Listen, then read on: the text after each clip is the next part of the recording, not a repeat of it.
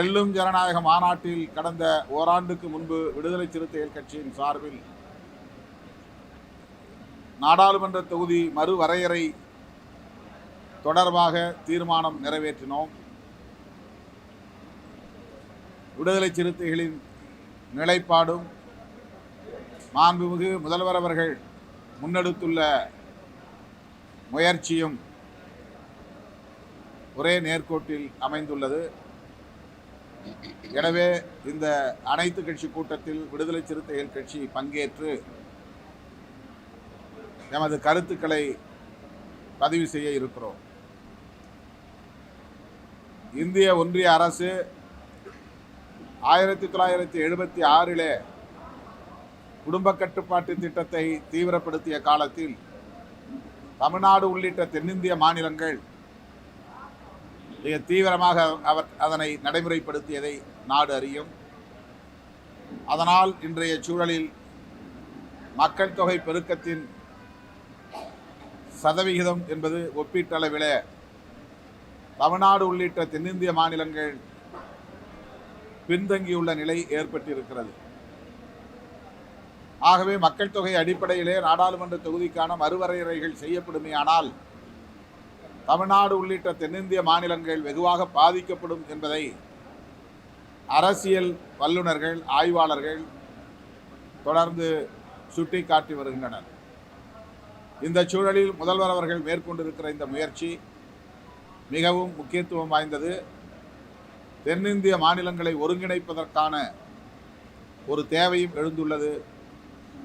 இந்த அடிப்படையிலே முதல்வர் முன்னெடுக்கிற முயற்சி அனைத்துக்கும் ஜனநாயக சக்திகளாக இருக்கிற அனைவரும் உற்ற துணையாக இருக்க வேண்டும் என்பதை விடுதலை சிறுத்தைகள் கட்சியின் சார்பில் வேண்டுகோளாக முன்வைக்கிறோம்.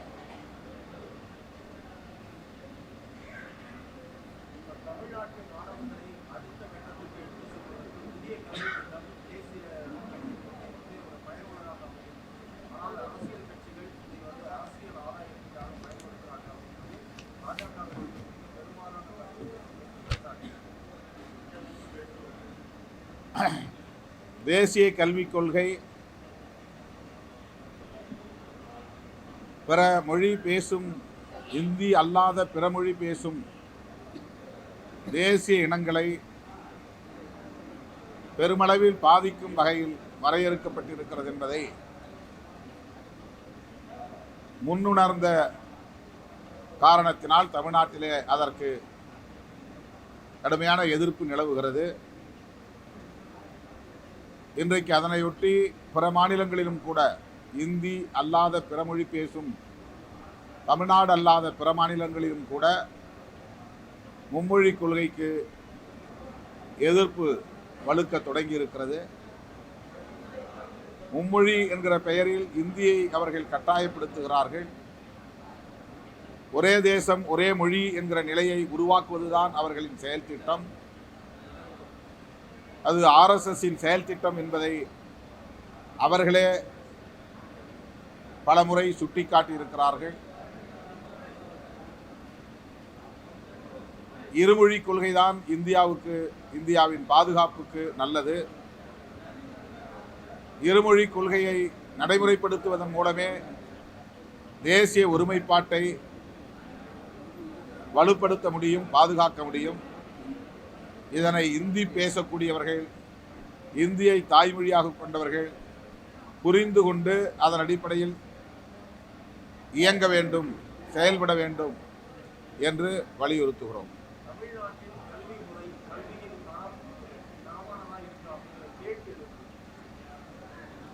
இந்தியாவிலேயே தமிழ்நாட்டில்தான் கல்வி தரம் மிகவும் போற்றுதலுக்குரியதாக இருக்கிறது.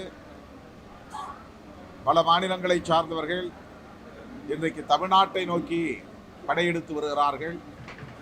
வேலைவாய்ப்பை தேடி வருகிறவர்கள் ஒரு புறம், கல்வியை தேடி வருகிறவர்கள் இன்னொரு புறம், மருத்துவத்தை தேடி வருகிறவர்கள் இன்னொரு புறம் என்று சொல்லக்கூடிய வகையில் இந்தியாவிலே பிற மாநிலங்களுக்கு முன்மாதிரியாக விளங்குகிற ஒரு மாநிலமாக தமிழ்நாடு வளர்ச்சியடைந்திருக்கிறது.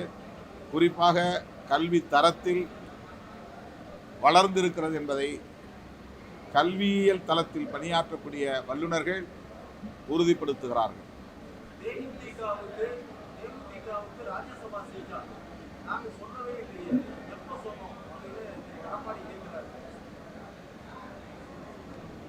இது அதிமுகவுக்கும் அதிமுக கூட்டணியில் இடம்பெற்றுள்ள கட்சிகளுக்கும் இடையிலான பிரச்சனை. அது உள் அணி பிரச்சனை, உள் கட்சி பிரச்சனை என்பதை போல கூட்டணியில் நிலவுகிற உள் அணி பிரச்சனை. அது எடப்பாடி அவர்களுக்கும் அதில் இடம்பெற்றுள்ள பிற கட்சி தலைவர்களும் சேர்ந்து தீர்வு காண வேண்டிய பிரச்சனை. இதிலே நான் கருத்து சொல்வதற்கு எதுவும் இல்லை.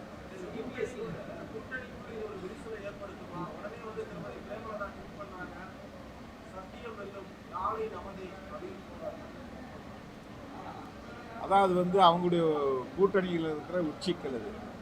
அதில் நான் கருத்து சொல்றது ஒன்றும் இல்லை.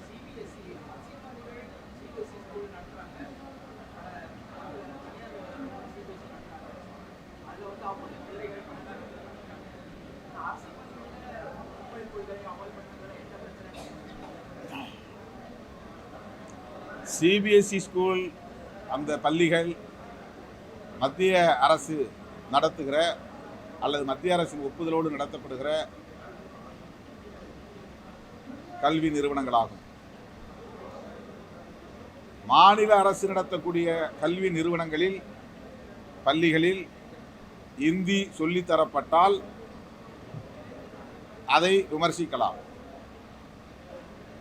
இவர்கள் மிகவும் போற்றுகிற இந்திய ஒன்றிய அரசு நடத்துகிற கேந்திரிய வித்யாலயா, அவர்களின் பாடத்திட்டத்தை நடத்துகிற தனியார் பள்ளிகளில்தான் இந்தி 3வது மொழி என்கிற பெயரில் சொல்லித்தரப்படுகிறது. இந்தியை திணிப்பது மாநில அரசா ஒன்றிய அரசா என்பதை இதிலிருந்து அவர்கள்தான் புரிந்து கொள்ள வேண்டும், மக்களுக்கு எடுத்துச் சொல்ல வேண்டும். அந்த பள்ளிகளை நடத்தக்கூடியவர்கள், அந்த நிர்வாகத்தை சார்ந்தவர்கள் இந்தியை சொல்லித்தரக்கூடாது என்றால் பாஜகவை சார்ந்தவர்களே அந்த பள்ளிகளை மூடச் சொல்லலாம், அல்லது அந்த பள்ளிகளில் இந்தியை கற்றுத்தர கூடாது என்று சொல்லலாம். அதை விட்டுவிட்டு திமுக அரசை அல்லது மாநில அரசை விமர்சிப்பது பொருத்தமாக இல்லை. மாநில அரசின் கல்விக் கொள்கையில் இந்திக்கு இடமுண்டா என்பதுதான் கேள்வியை தவிர, மத்திய அரசின் கல்வி திட்டத்தில் இருக்கிற இந்தியை எல்லோரும் விமர்சிக்கிறோம், வேண்டாம் என்கிறோம். ஆனால் வெவ்வேறு வடிவங்களில், வெவ்வேறு வழிகளில், வெவ்வேறு காலகட்டங்களில் திரும்ப திரும்ப இங்கே கொண்டு வந்து திணிப்பது இந்திய ஒன்றிய அரசு தான். தவிர்க்க முடியாத நகர்ப்புறங்களில் இந்த பள்ளிகளை தனியார் நிறுவனங்கள் நடத்துகின்றன. ஆகவே இது நடத்தக்கூடிய நிறுவனத்தை சார்ந்த உரிமையாளர்களின் பிரச்சனை அல்ல, இந்திய ஒன்றிய அரசின் பிரச்சனை. அண்ணாமலை போன்றவர்களுக்கு தமிழ்நாட்டு மக்களின் மீது அக்கறை இருக்குமேயானால் சிபிஎஸ்இ பள்ளிகளை மூடச் சொல்லி அவர் போராட்டம் நடத்தட்டும்.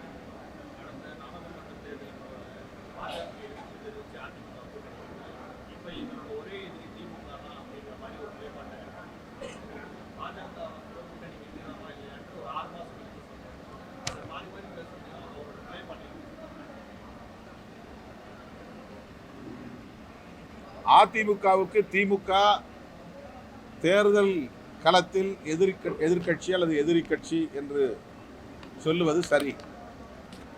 பாஜக அவர்களுக்கு நட்பு கட்சியா எதிரி கட்சியா கொள்கை அளவில், இதை அதிமுக தலைமை தெளிவுபடுத்த வேண்டும். பாரதிய ஜனதா கட்சியோடு அதிமுகவுக்கு கொள்கை அடிப்படையில் எத்தகைய தொடர்பு அல்லது உறவு இருக்கிறது? ஜெயலலிதா அம்மையார் தேர்தல் களத்தில் சொன்னார், மோடியா லேடியா மோதி பார்க்கலாம் என்கிற அளவுக்கு பாஜகவுக்கு சவால் விட்டவர். ஜெயலலிதா அம்மையாரின் கொள்கை வழியில் இயங்கக்கூடிய அதிமுக பாஜகவை எப்படி மதிப்பீடு செய்கிறது, கொள்கை அளவில் அவர்களுக்கு என்ன உறவு இருக்கிறது என்பதை நாட்டு மக்களுக்கு, தமிழ்நாட்டு மக்களுக்கு அதிமுக தலைமை தெளிவுபடுத்த வேண்டும்.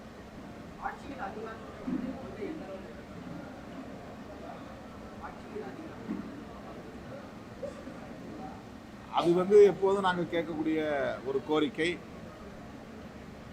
அதற்கான காலம் கனியும் போதுதான் அதை தீவிரப்படுத்த முடியும்.